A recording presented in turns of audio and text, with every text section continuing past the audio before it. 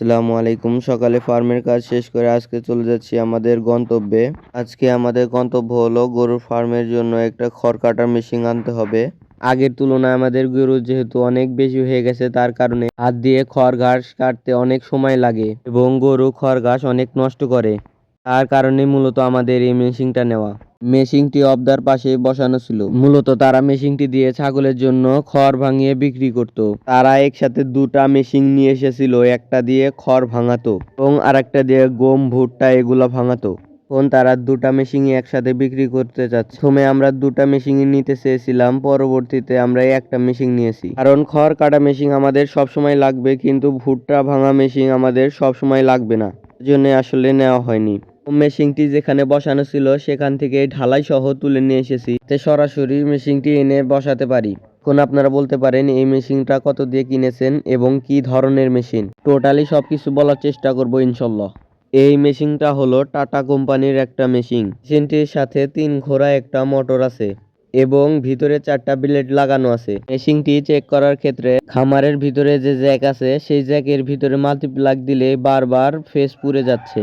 আমরা 2বার চেষ্টা করেছি, 2বারই ফেস পুড়ে গেছে। বাড়ির পাশে এক আঙ্কেল কারেন্টের কাজ করে, তাকে ডেকে এনে দেখানোর পরে সে বলল লোড বেশি হওয়ার কারণে বারবার ফেস পুড়ে যাচ্ছে।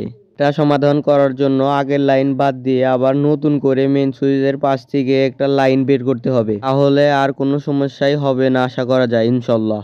এখন আসি দামের ক্ষেত্রে। সাধারণত বাজার থেকে নতুন মেশিন কিনতে গেলে লাগবে প্রায় 50,000 টাকা। যারা আমাদের কাছে মেশিন বিক্রি করেছে তারা আমাদের কাছ থেকে দুটা মেশিন 60,000 টাকা দাম চেয়েছিল। পরবর্তীতে একটা মেশিন নেওয়ায় আমাদের কাছে খড় কাটার মেশিন 22,000 টাকা চেয়েছিল। আলহামদুলিল্লাহ আমরা 20,000 টাকা দিয়ে মেশিনটা নিয়েছি।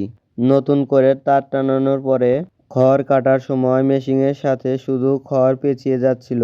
এর কারণ আমরা যার কাছ থেকে মেশিনটি নিয়েছি সে প্রায় 5 মাস মেশিনটি বন্ধ রেখেছিল।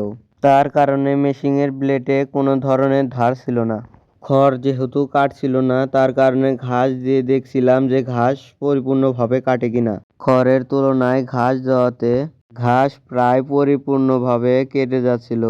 খড়ও আসলে নরম, কিন্তু খড় শুকনা হওয়ার কারণে ব্লেডে অনেক বেশি ধার লাগে। আমাদের মেশিনে যেহেতু কোনো ধার নেই, ব্লেড একদম বোগদা হয়ে আছে, তার কারণে খড় কোনোভাবেই কাটছে না। ঘাস দিতে না দিতেই খুবই সুন্দরভাবে কেটে যাচ্ছে। মেশিনের ভিতরে 4টা ব্লেড হওয়ায় ঘাস খুবই ছোট হয়ে যাচ্ছে। এই মেশিন দিয়ে তারা যেহেতু ছাগলের জন্য খড় ভাঙাতো, জন্য তাদের খুবই ছোট ছোট করতে হতো। মূলত আমরা যেহেতু গরুর জন্য খড় ঘাস কাটবো, তার কারণে আমাদের পিস একটু বড় বড় করতে হবে। এই জন্য আমরা আসলে পরবর্তীতে দুটা ব্লেড খুলে দিয়েছি, যাতে পিস কিছুটা বড় হয়। ভিডিও শেষ হওয়ার আগেই বলে নিই, আমাদের চ্যানেলে যারা নতুন তারা আসলে চ্যানেলটি সাবস্ক্রাইব করে আমাদের পাশেই থাকবেন। আসসালামু আলাইকুম।